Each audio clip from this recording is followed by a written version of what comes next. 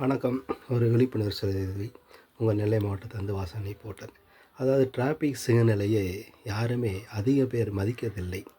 அதாவது அந்த டிராஃபிக் சிக்னலில் வந்துட்டு 4 முக்கு சந்திப்பாக இருந்தாலும் சரி, 2 முக்கு சந்திப்பாக இருந்தாலும் சரி, டிராஃபிக் சிக்னல் என்று வந்துவிட்டாலே அங்கே முதலில் ரெட் கலர் லைட் எரிகிறது.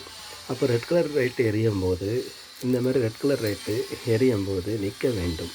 ஆனால் ரெட் கலர் லைட்டு நின்று அங்கே நம்பர் நிமிஷத்துக்கு ஓடிக்கொண்டு இருக்கும். அப்போ ரெட் கலர் முடிந்தவுடனே முடியக்கூட தருவாயில் இருக்கும். 2லேருந்து ஒரு 5 வரைக்கும் இருக்கும். அப்போ முடிஞ்சிருங்களா அப்படிங்கிற ஒரு கேப்பில் போயிடுதாங்க. உடனே இங்கே பச்சை லைட் விழுந்துருது. அப்போ பச்சை லைட்டு விழவும் அங்கே உடனே ஆக்சிடெண்ட். எதிரில் வந்தவங்களுக்கு ஆக்சிடெண்ட்டு,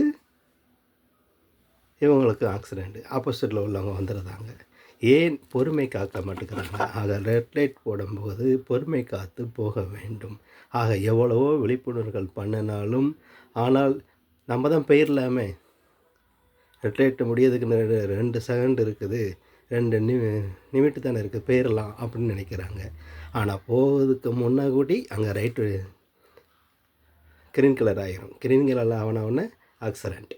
அப்போது ஒரு எல்லாருக்குமே அவசியம் தேவை, சீக்கிரம் போகணும்.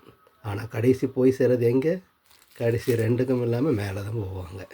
ஆக இந்த விழிப்புணர்வு எதற்காக அப்படின்னு கேட்டால், முன்னெச்சரிக்கை நடவடிக்கையாகத்தான் இந்த விழிப்புணர்வு பதிவுப்படுகிறது.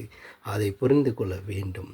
முதலில் இந்த ரெட் லைட்டும் க்ரீன் லைட்லையும் நாம் எப்படி ஒழுக்கமாக இருந்தால் தான் வாழ்க்கையிலையும் ஒழுக்கமாக இருக்க முடியுங்கிறது தான் இந்த ஒரு விழிப்புணர்வு. நன்றி.